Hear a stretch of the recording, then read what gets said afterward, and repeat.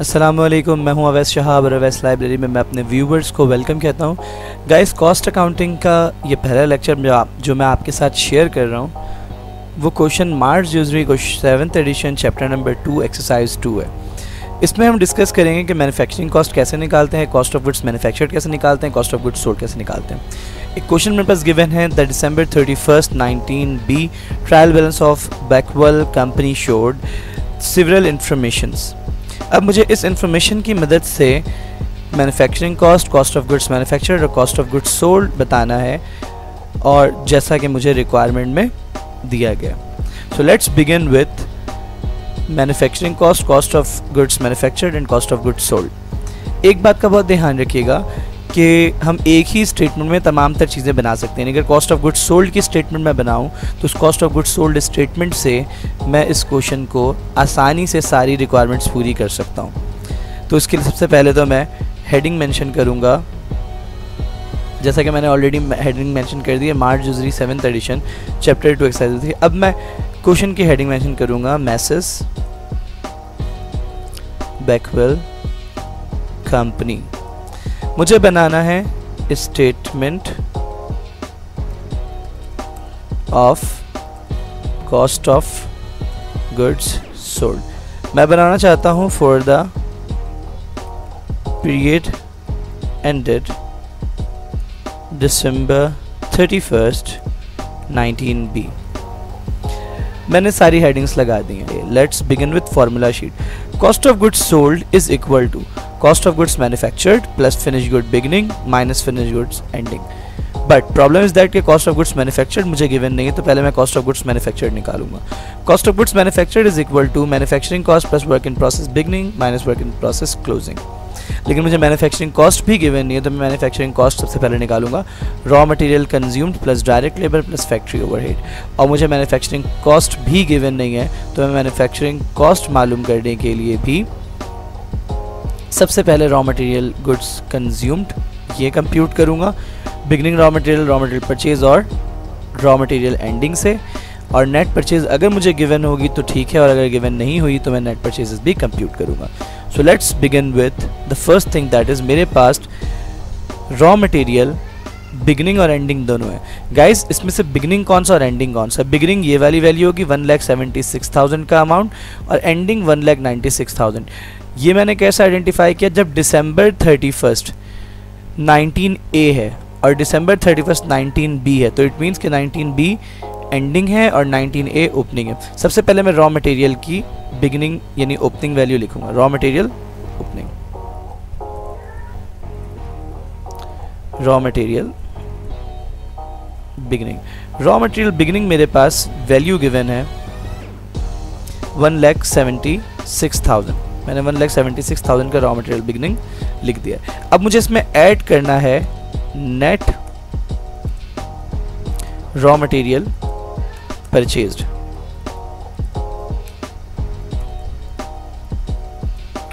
Net raw material purchase.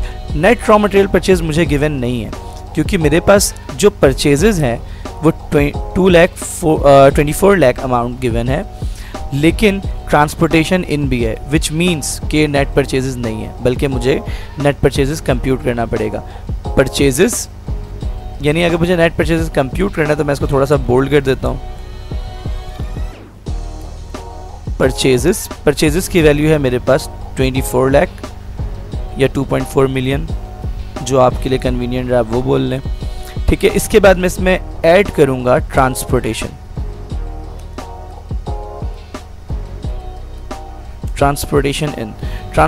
इन मेरे पास 32,000 है, I guess, yes 32,000। तो मैंने इन दोनों को ऐड कर दिया। जब इन दोनों को मैं ऐड कर दूंगा और अगर रिटर्न्स वगैरह होता तो मैं उसको डिलीवर्ड कॉस्ट कहता, लेकिन क्योंकि मेरे पास रिटर्न्स वगैरह नहीं है तो यही मेरे पास नेट परचेजेस हो जाएंगी। यानी नेट रॉ मटेरियल परचेज की वैल्यू मेरे पास आ गई 24,32,000 नेट रॉ मटेरियल परचेज्ड। अगर मैं नेट रॉ मटेरियल परचेज में रॉ मटेरियल बिगिनिंग को ऐड कर दूं तो मेरे पास वैल्यू आ जाती है 26,08,000 जिसको हम कहते हैं raw material available to consume. अच्छा जी, अब मैं इसमें से लेस कर दूंगा raw material ending. Raw material ending मेरे पास गिवन है 1,96,000 जो मुझे लेस करना है, ठीक है। तो मैं इसको माइनस में लिख दूंगा। जब मैं ये वैल्यू कंप्यूट करूंगा तो मेरे पास वैल्यू आ जाएगी 24,12,000 विच मीन्स कि ये मेरा वो अमाउंट है जो रॉ मटेरियल कंज्यूम हुआ है। तो इसको मैं कहूँगा रॉ मटेरियल कंज्यूम्ड। जब मैंने रॉ मटेरियल कंज्यूम्ड निकाल लिया तो आप फॉर्मूले में देख सकते हैं कि मेरे पास रॉ मटेरियल कंज्यूम्ड आ चुका है। अगर मैं इसमें डायरेक्ट लेबर और फैक्ट्री ओवरहेड दोनों को ऐड कर दूं तो मेरे पास मैन्युफैक्चरिंग कॉस्ट की वैल्यू आ जाएगी। यानी रॉ मटेरियल कंज्यूम मैंने निकाल लिया पहले इस वाले फार्मूले से, raw material beginning plus net raw material purchase minus raw material ending. अब मेरे पास मैन्युफैक्चरिंग कॉस्ट निकालने के लिए रॉ मटेरियल कंज्यूम्ड अवेलेबल है, डायरेक्ट लेबर भी गिवन है और फैक्ट्री ओवरहेड भी गिवन है। तो अब मैं डायरेक्ट लेबर इसमें ऐड कर दूंगा, ऐड डायरेक्ट लेबर। जब मैं इसमें डायरेक्ट लेबर ऐड करूंगा जो कि मेरे पास गिवन है 32,04,000 का, तो मेरे पास जो वैल्यू आ जाएगी वो कहलाएगी प्राइम कॉस्ट। अच्छा जी, एक बात और ध्यान में रखिएगा कि अगर मैं रॉ मटेरियल कंज्यूम में डायरेक्ट लेबर और फैक्ट्री ओवरहेड दोनों को ऐड कर दूं तो फैक्ट्री ओवरहेड और डायरेक्ट लेबर ये दोनों का सम कहलाता है कन्वर्जन कॉस्ट, ठीक है। अब मैं इसमें ऐड कर रहा हूं फैक्ट्री ओवरहेड। फैक्ट्री ओवरहेड का अमाउंट मेरे पास गिवन है, दैट इज 18,85,600। 18,85,600। अब इन दोनों को अगर मैंने ऐड कर दिया है तो मेरे पास आ गई है कॉस्ट मैन्युफैक्चरिंग। मैन्युफैक्चरिंग कॉस्ट मेरे पास अब आ गई है 75,01,600। अब इसके बाद मेरा अगला टास्क क्या है? इसके बाद मेरा अगला टास्क ये है कि मैं इसमें मैंने कॉस्ट ऑफ गुड्स मैन्युफैक्चर्ड निकालना है। तो मैन्युफैक्चरिंग कॉस्ट मुझे गिवन है। अब मैं वर्क इन प्रोसेस को बिगिनिंग को ऐड करूंगा और वर्क इन प्रोसेस को एंडिंग को लेस कर दूंगा। So let's begin. अब मैं इसमें ऐड करने जा रहा हूं वर्क इन प्रोसेस बिगिनिंग, जो कि मेरे पास क्वेश्चन में गिवन है 1,29,800। जब मैंने इसको इसमें ऐड कर दिया है तो मेरे पास अब मैं इसमें से लेस करूंगा वर्क इन प्रोसेस क्लोजिंग। अब मैं वर्क इन प्रोसेस एंडिंग को इसमें से लेस कर दूंगा। तो जी मैंने वर्क इन प्रोसेस को इसमें से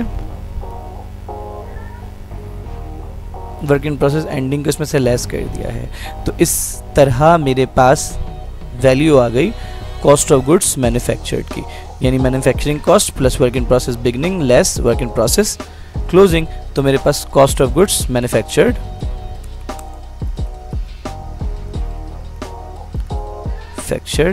आ गई है, ठीक है जी। अब मैं इसमें ऐड करूंगा फिनिश्ड गुड्स